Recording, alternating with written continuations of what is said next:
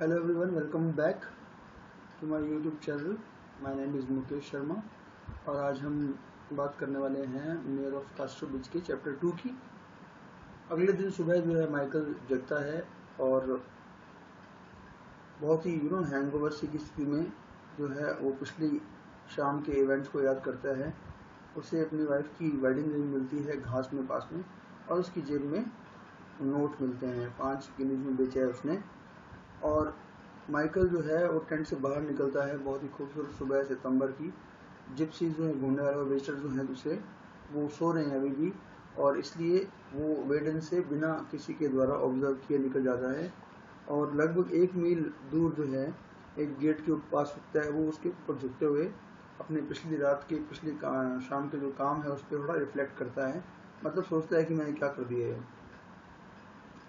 हैंचर जो है उसको इस बात की चिंता है कि उसने अपनी आइडेंटिटी या अपना नाम जो है शायद शराब पिए हुए रिवील कर दिया होगा और उसे बहुत ज़्यादा हैरानी भी होती है और गुस्सा भी आता है कि सुजैन जो है वो अपनी सेल को सीरियसली लेकर क्यों उसके साथ चलेगी, उस व्यक्ति के साथ चलेगी, है ना।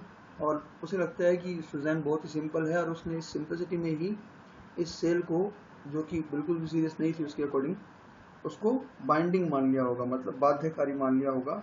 और वो उसको गुस्सा भी करता है बहुत ज़्यादा और उसे लगता है कि उसका जो ये शर्मीलापन है वो उसको ज़्यादा नुकसान पहुँचाया उसने, बजाय इसके कि वो उसके प्रति बिटर होती, अगर वो उसके प्रति गुस्सा करती, है ना। अब वो कसम खाता है कि वो उसको एलिजाबेथ जेन जो है उसकी डॉटर है, नाम आता है पहली बार, उनको ढूंढ लेगा। हैंचर जो है वो चलता रहता है जब तक कि उसके सामने एक गांव आता है और गांव का एक चर्च आता है। चर्च में जाता है जिसके दरवाजे खुले हुए हैं। सुबह सुबह का समय है जब सारे के सारे लेबरर्स चले गए हैं काम में, लेकिन उनकी वाइफ अभी भी सोई हुई है, जगी नहीं है। चर्च में जो है वो जोर से कसम खाता है बोलकर कि वो 20 साल तक, कितने साल तक, 20 साल तक जो है वो शराब नहीं पिएगा। अगर वो शराब पिए तो वो गूंगा, अंधा और असहाय हो जाएगा अगर वो अपनी कसम तोड़े। देखो बच्चों, ये क्वेश्चन एक बार तो पूछ चुका है वो कितने साल तक उसने शराब ना पीने की कसम खाई थी। तो आप ये जरूर याद रखना कि अगर वो कसम तोड़ता है तो उसने क्या कहा था कि उसके साथ क्या हो, गूंगा, बहरा और ऐसा हो जाए। तो एक नई डायरेक्शन में उसने स्टेप लिया है और वो उसी गांव में अपना ब्रेकफास्ट करता है। ठीक है। हैंचर जो है अपनी वाइफ और बच्ची को ढूंढता है, परंतु जैसे जैसे हफ्ते महीनों में बदलते हैं अपनी जो सर्च वो कंटिन्यू कर रहा है। वो अपने जॉब्स भी चेंज कर रहा है बीच बीच में और उसे महसूस होता है कि ये जो सर्च है उसकी वो कितनी मुश्किल है।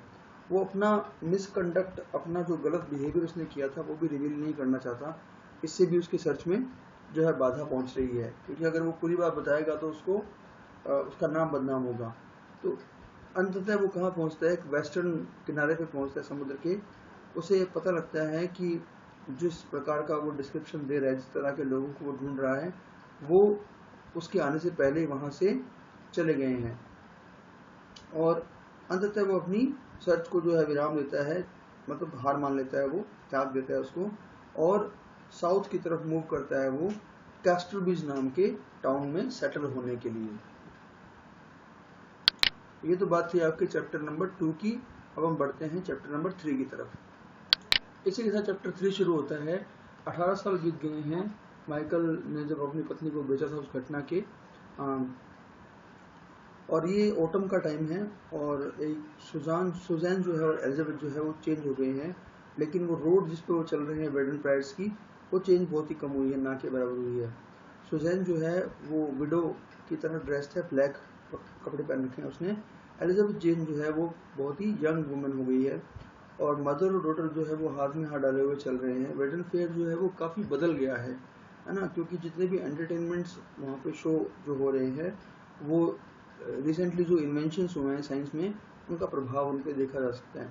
लाइफ स्टॉक्स और जो प्रोडक्ट्स हैं, मतलब पशु वगैरह जो है उनकी बिक्री है वो हाफ हो गई है ना, क्योंकि जो पास में नेबरिंग विलेजेस या टाउन्स में जो गांव है या आई मीन टाउन्स हैं जो मेले लगते हैं या जो वहाँ पर बिक्री होती है, उससे यहाँ की बिक्री पे असर हुआ है। एलिजाबेथ जेन जो है वो क्वेश्चन करती है अपनी माँ को कि वो उस मेले में क्यों रुक रहे हैं। सुजैन कहती है कि वो न्यूसन जो कि जिससे शादी हुई थी, जिसने सुजैन को खरीदा था, उससे वो इसी फेयर में मिली थी। एलिजाबेथ जो है वो बहुत ही दुखी होती है रिचर्ड न्यूसन की डेथ पे, जो कि समुद्र में अभी डूब के मर गया था, अभी मतलब थोड़े टाइम पहले। उसे पता नहीं है कि न्यूसन उसका बायोलॉजिकल फादर या वास्तविक फादर नहीं है। हेजिडेंटली मतलब थोड़ा सा हिचक करते हुए सुजान एडमिट करती है कि उसने इसी फेयर में लास्ट बार अपने उस रिलेटिव को देखा हुआ जिसे वो ढूंढने जा रहे हैं। जब एलिजाबेथ से पूछती है कि उस माइकल हेंचर्ड से उसका क्या रिलेशन है, तो सुजान कहती है कि वो बहुत दूर का रिलेटिव है उसका, शादी से मतलब ससुराल पक्ष से, जो एलिजाबेथ को कभी जानता नहीं था, एलिजाबेथ को जानता नहीं है। मतलब मेले में सुजैन को वही फॉर्मेटी वुमन मिलती है जिसकी शॉप पे आके उसने ड्रिंक किया था, यानी कि फॉर्मेटी में ड्रिंक पिया था, जो बहुत ही गरीब हो चुकी है और बूढ़ी भी हो चुकी है। उसकी फॉर्मेटी का जो पोर्ट है वो अब टेंट के बाहर रखा हुआ है, जो पहले उसके पास ग्रैंड टेंट था वो नहीं है, और वो बहुत ही पुअर कस्टमर्स को अपना सामान बेच रही है। एलिजाबेथ जो है पीछे रहती है जब उसकी मदर उससे फॉर्मेटी वुमन से बात करने जा रही है, और वो एलिजाबेथ जेन जो है उससे क्वेश्चन भी करती है, एक वार्न भी करती है कि ऐसी पुअर वुमेन से बात करके उनकी जो प्रेस्टीज है वो कम हो जाएगी, अच्छा नहीं है उनके लिए। सुजैन उस फॉर्मेटी वुमेन से फॉर्मेटी का एक बाउल खरीदती है, और वो वुमेन उसे कहती है कि क्या वो उसके अंदर रम मिलाना चाहेगी। सुजैन मना कर देती है, और ये उसको याद दिलाती है कि कैसे इसी रम्स के कारण उसके पति ने उसको ऑक्शन में बेच दिया था। सुजैन क्वेश्चन करती है कि भाई तुम्हें अपने पास्ट के बारे में और तुम्हारे बेटर डेज के बारे में कुछ याद है या कुछ बताओ मतलब। तो वो कहती है कि उस औरत को, मतलब वो पूछती है उससे कि उस औरत को क्या याद है कि एक व्यक्ति ने अपनी पत्नी को 18 साल पहले उसके टेंट में बेच दिया था। फॉर्मेटी वुमन जो है उसे हेंचर्ड याद है, परंतु केवल इसलिए याद है, वो कहती है कि वो फेयर में अगले साल आया था, है ना। हेंचर्ड ने उसे कहा था कि अगर कोई वुमन कभी उससे पूछे तो उसे बताना कि वो कास्टरब्रिज चला गया है। सुजैन जो है वो अपनी पुत्री के पास आती है उसे रिपोर्ट करने के लिए कि उसने उनके लॉन्ग लॉस्ट रिलेटिव के बारे में जान लिया है ना, और अब वो एक टाउन है जिसका नाम है कास्टरब्रिज, उसकी तरफ जाएंगे। इसी के साथ हमारा चैप्टर 3 जो है वो क्या हो जाता है, फिनिश हो जाता है। हम आगे मूव करते हैं चैप्टर 4 की तरफ। चैप्टर 4 में जो है हम शुरू करते हैं। सुजान ने कभी एलिजाबेथ जेन को बताया नहीं है हेंचर्ड के बारे में पूरे सत्य, और वो जो घटनाएं वेडिंग प्राइस में हुई थी उनके बारे में। सुजैन ने बहुत ही मासूमियत से मान भी लिया था कि उसकी जो रिचर्ड न्यूसन को सेल हुई थी वो बहुत ही बाध्यकारी थी, परंतु उसके एक फ्रेंड ने जिस पे सुजैन ट्रस्ट करती थी, उसने उसको बताया था कि भाई ये बात सही नहीं है, मतलब तुम्हारी जो सेल है वो बाइंडिंग नहीं है। परंतु वो बिल्कुल बट चुकी थी अपनी लॉयल्टी जो उसके वास्तविक पति की प्रति थी और उसका जो न्यूसन से कनेक्शन था उसके बीच में वो बिल्कुल मतलब बट चुकी थी, और उसके दिमाग में एक कन्फ्यूजन था कि वो किससे बिलोंग करती है। न्यूसन के जाने की जो खबर थी उससे सुजैन के अंतरात्मा को बड़ी राहत मिली थी, क्योंकि अब वो अपने पति को, वास्तविक पति को, हेंचर्ड को ढूंढ सकती थी। सुजैन एलिजाबेथ जेन को बताती है कि वो एक रिलेटिव को इसलिए ढूंढ रहे हैं क्योंकि न्यूसन के जाने के बाद वो जब गरीब हो गए तो उनको सपोर्ट की ज़रूरत पड़ेगी। सितंबर की इवनिंग है और मदर और डॉटर जो हैं वो कास्टरब्रिज में पहुंचते हैं। एक बहुत ही पुराना सा गांव है ना, जिसमें कि पेड़ चारों तरफ लगे हुए हैं। दो आदमी जो हैं बात करते हुए उनके पास से गुजरते हैं, और एलिजाबेथ जेन जो है उन्हें वो नाम बोलते हुए सुनती है। कौन सा नाम? हेंचर्ड। सुजैन जो है परंतु वो पब्लिकली सबसे पूछना नहीं चाहती, वो गुपचुप या चुपचाप जो है हेंचर्ड के बारे में और हेंचर्ड का रोल क्या है उस गांव में वो जानना चाहती थी। चर्च के सामने जो खाली एरिया है वहाँ पर कुछ औरतें जो हैं ब्रेड जो हैं वो उनके पीस को टेस्ट कर रही होती हैं। सुजैन जो है वो पूछती है कि नियरेस्ट बेकरी कहाँ है, परंतु सुजैन और एलिजाबेथ को पता लगता है कि गांव में या टाउन में ब्रेड की शॉर्टेज हो गई है क्योंकि किसी ने खराब गेहूं जो है वो बेचा था। जो औरत है बताने वाली वो ये नोट करती है कि जो दो औरतें हैं एलिजाबेथ जेन और सुजैन वो टाउन में नहीं लगती हैं, परंतु सुजैन बहुत जल्दी वहाँ से चली आती है क्योंकि वो नहीं चाहती कि कोई उसको ऑब्जर्व करे उससे पहले कि वो हेंचर्ड की सिचुएशन और हेंचर्ड कहाँ रहता है उसके बारे में जान ले। मतलब हैंचर्ड के बारे में जानने से पहले वो नहीं चाहती कि कोई उसके बारे में जाने। और इसी तरह चैप्टर 4 जो है हमारा फिनिश हो जाता है। अब हम बात करेंगे चैप्टर 5। चैप्टर 5 जो है उसकी शुरुआत होती है, कुछ बैंड बाजी से बज रहे हैं और सुजैन और एलिजाबेथ जेन जो है वो एक जो प्रमुख होटल है, होटल एक्चुअली कास्टर बीच का नाम याद रखना, गोल्डन क्राउन, उसके बाहर आते हैं। उसके फ्रंट रूम के कमरे, फ्रंट जो कमरा है उसके पर्दे खुले हुए हैं और उससे क्या होता है कि उनको दिखता है सामने कि कुछ ऐसे फ्री के जो लोग होते हैं वो सामने खड़े हैं और फ्रंट रूम में जो घटनाएं हो रही हैं उनको ऑब्जर्व कर रहे हैं। तो सुजैन जो है वो एलिजाबेथ जेन को बोलती है कि वो इस ग्रुप से पूछे हैंचर्ड के बारे में कुछ मतलब जानकारी जुटाए। एलिजाबेथ जेन जो है वो एक बूढ़े आदमी से पूछती है कि क्या चल रहा है और वो उसे बताता है कि वो इस टाउन के सबसे जो अमीर आदमी है एक तरह से, उनका जिनके अंदर काउंसिलमैन भी है, मेयर भी है, जिसका नाम हैंचर्ड है ना, उनको देख रहे हैं। तो एलिजाबेथ जेन जो है वो बहुत सरप्राइज होती है और सुजैन भी उसके साथ, और वो रोड के एक तरफ कुछ सीढ़ियाँ हैं मतलब ऊंचाई के लिए, तो वो उन पर चढ़ जाती हैं ताकि वो होटल के रूम में क्या हो रहा है देख पाएँ।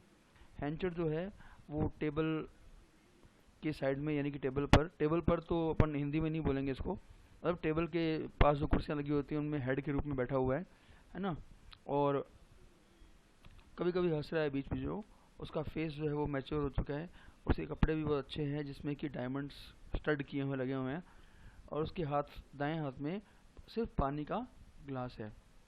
सुजैन जो है जब वो हैंचर्ड की तरफ देखती है तो वो इमोशंस से भर जाती है और अपने पास्ट में चली जाती है। एलिजाबेथ जेन अपनी माँ से पूछती है कि क्या उसने क्या उन्होंने उस क्या उसने अपने इस रिलेटिव को कभी देखा है, सॉरी, क्या उसने अपने इस रिलेटिव को देख लिया है और दिखाई दे गया है क्या। और सुजैन जो है वो कहती है कि हाँ उसने देख लिया है, अब वो मरना चाहती है। लेकिन एलिजाबेथ जेन जो है वो सोच रही है कि उसकी मदर डरी हुई है शायद कि हैंचर्ड उनकी हेल्प नहीं करेगा, और वो कहती है कि उसे तो लग रहा है कि वो एक बहुत ही जनरस आदमी है ना, वो मतलब उसके जो कपड़े हैं और उसका जो लुक है, और खासकर उसके कपड़े है ना जिसमें डायमंड्स लगे हैं उनको दिखाकर वो बोलती है। एलिजाबेथ जेन जो है वो अपने इस कनेक्शन से बड़ी ही एक्साइटेड है मेयर के साथ, है ना, और अंदर जो चल रहा है उस सीन को बहुत ही इंटरेस्ट के साथ देख रही है। वो नोटिस करती है कि हैंचर्ड का वाइन ग्लास कभी भी भरा नहीं जाता, और ये बात जो है वो उस ओल्ड मैन से पॉइंट करके पूछती है जो भीड़ में खड़ा था। ओल्ड मैन कहता है कि हैंचर्ड बहुत ही मतलब फेमस है इस टाउन में अपनी जो उसकी जो एब्सटिनेंस है, मतलब जो दूर रहता है लिकर से, है ना, क्योंकि उसने एक कसम खाई थी कम से कम 20 अनदर 2 साल तक और नहीं पिएगा, मतलब वो कुल मिला के 18 साल हो चुके हैं, 2 साल और नहीं पिएगा, मतलब 20 साल की कसम खाई थी उसने। दूसरा एक आदमी जो है उनके कॉन्वर्सेशन में ज्वाइन कर लेता है, और वो दोनों ही कहते हैं कि हैंचर्ड एक बहुत ही अकेला विधुर है, मतलब विडोवर है। एलिजाबेथ जेन पूछती है कि उसकी वाइफ कब मतलब उससे दूर हुई थी या मरी थी जैसे भी, और वो उन्हें पता लगता है कि बहुत पुरानी बात है उन और हैंचर्ड के कास्टर ब्रीज आने से पहले की बात है। हैंचर्ड जो है जो जैसा कि उसको वो आदमी बताते हैं, उस टाउन के सबसे जो अच्छा बिजनेस है वेट का गेहूं का, उसको ओन करता है ना, और उसने जो सोसाइटी में अपना एक स्थान बनाया है वो अपनी बड़ी ही मतलब लगन से और मेहनत से बनाया है। हालांकि हाल ही में उसने बहुत ही बुरा जो वेट है वो बेचा है, जैसा हमने पहले भी देखा था। और होटल के अंदर जो एक छोटा व्यापारी है वो पॉइंट आउट करके क्वेश्चन करता है हैंचर्ड से कि जो बैड ब्रेड बन रही है ना, उसके बारे में, मतलब जो वेट बेचा है उसने उसके बारे में। उस आदमी की सोशल स्टैंडिंग जो है इतनी ऊंची अच्छी नहीं है, फिर भी उस क्वेश्चन को बाकी सब लोग भी उठाते हैं। हैंचर्ड का चेहरा थोड़ा सा गुस्से में आ जाता है, परंतु वो अपने लिसनर्स को बताता है कि उसका जो इतना बड़ा बिजनेस है और इतना जो खराब मौसम गया है उसके लिए कुछ तो उन लोगों को भी पे करना पड़ेगा, मतलब भुगतना पड़ेगा। ये भी कहता है कि उसने एक मैनेजर की पोस्ट के लिए एडवर्टाइज़ किया है ताकि ऐसी गलतियां दोबारा ना हो। जब उसको कहा जाता है कि क्या वो जो ये बुरा गेहूं है उसको वापस करेगा, तो वो कहता है कि हाँ वो कर लेगा अगर कोई उसे बता दे कि बुरे गेहूं को अच्छे गेहूं में कैसे कन्वर्ट करना है, परंतु ऐसा किया नहीं जा सकते। इसी के साथ हमारा चैप्टर जो है वो ख़त्म होता है। हम मूव करते हैं चैप्टर 6 पे। चैप्टर 6 शुरू होता है कि कुछ नए लोगों ने ग्रुप ज्वाइन कर लिया है। जो लोग होटल के अंदर देख रहे थे, उनमें एक यंग मैन भी है जो कि अपने कारपेट के रैक्स जो होते हैं उनसे बना हुआ बैग है, उसके कारण अलग लग रहा है, ट्रैवलर लग रहा है। वो हैंचर्ड के फाइनल शब्दों को सुनता है, जो कि वियट को गेहूं को वापस से ठीक करने के बारे में है। और एक नोट लिखता है वो, जो कि एक वेटर को देता है ना, और कहता है कि वो उसको मेयर को पकड़ा दे या दे दे। एलिजाबेथ जो है वो इस कॉन्वर्सेशन को सुनती है और उस आदमी द्वारा बड़ी ही प्रभावित होती है।